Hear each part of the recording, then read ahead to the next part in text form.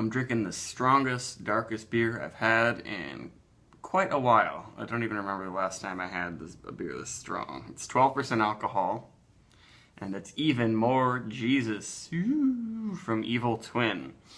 This is a beer just like their Imperial Biscotti break that used to be brewed at Westbrook in South Carolina. They're a fancy brewer, and it was really expensive, but now it's in cans, and it's from Two Roads in Connecticut. And I've never had it before, the one from Westbrook or whatever, and it's just a big, gigantic Imperial Stout. It just says Imperial Stout on there. I don't think there's anything added, and they have a silly blurb here that just says amazingly overwhelming aromas of coffee, chocolate, dark fruits, and muscovado sugar. I'm pretty sure they don't actually add any of that into this. But it must taste rare is the funny thing they say in the bottom. And I think it's pretty fresh. I don't know. It's the first time it's shown up in my area. It says batch 5 on the bottom of there. But this is the sort of thing that, of course, it could probably age a little bit, but I like my stouts, most of my stouts fresh. And Evil Twin, I think their stouts are usually sweet, thick, and fudgy, which is my style. And if you age those, they can get thin and dark fruity and not as rich and dessert-like. And that's what I like about my big stouts, though I'm rarely in the mood for them. Alright, that's enough talk. I think it would be funny if they did like a low alcohol version of this and called it Even Less Jesus. They do stuff like that with their IPA. What is that? The Molotov cocktail. They made a Molotov cocktail light that was 8% or something. But whoa! That is motor oil there. That you can see in the stream. That's crazy dark and thick.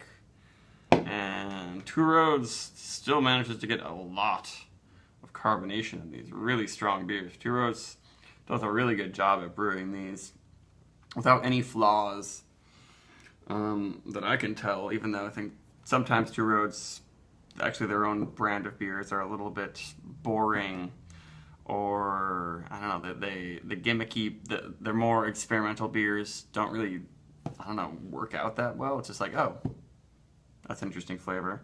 But they contract brew for Evil Twin and do great things. And that head is sticking around quite a bit. It's a combination of big bubbles and little bubbles. Whew. Yeah, this is a really intense, dark, almost licoricey smell. Some people might say soy sauce, but it's pretty different from the Imperial Biscotti break. That one was sweet chocolate and all that. This is, yeah, it's got a lot of what they say here. I guess they say overwhelming aromas of chocolate. I would say 100% dark chocolate. Extremely dark French roast espresso. And maybe I'm getting some like roasted fig aroma in there. And definitely some like molasses. I wouldn't even say like sugar. It's like, it's blackstrap molasses.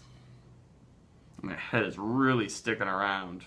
Yeah, you really don't often see a head stick around that much in a 12% alcohol beer. Hopefully the carbonation isn't too high that it kind of detracts from the richness of the body. And there's just a little bit of booze I'm noticing in there, but what I'm liking is that there isn't too much of a piney, bitter American hop kick. That's what I can't really take too much, is these strong stouts that are also super bitter in combination with bitter roasted malts.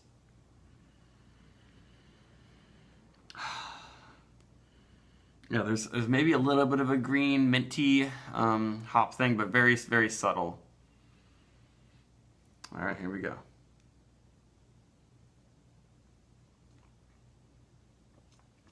Whew.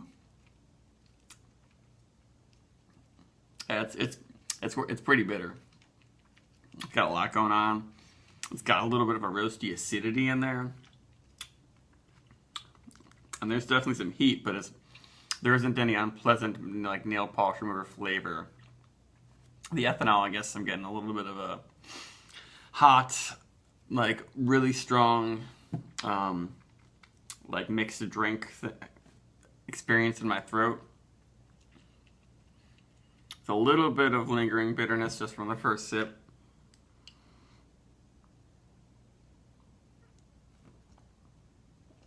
It's pretty thick and rich, but wow, it's extremely roasty, almost ashy. It's and then on my lips it's sticky though. It's definitely got some sweetness in there, but the charred malts, I must use like black malt, black patent malt. Some really intense ones are just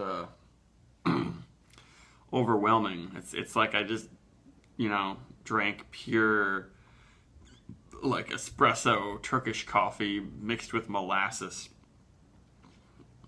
Wow, this is intense.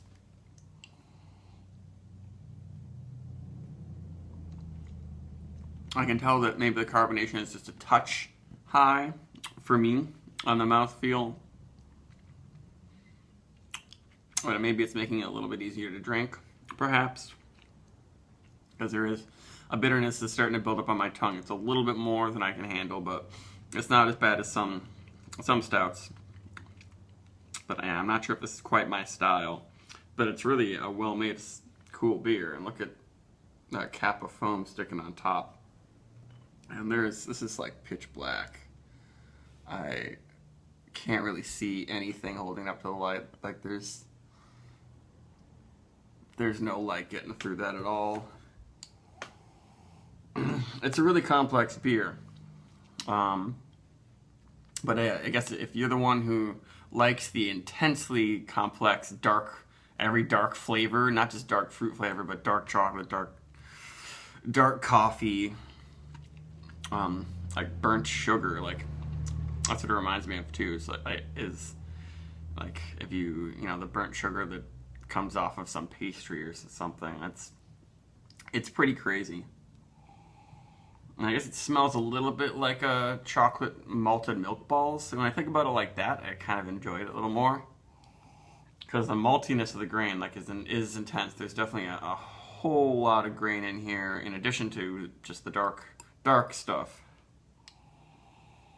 Yeah, it's got that definitely that malted milk ball thing going on, but with a whole bunch of really intense dark espresso happening.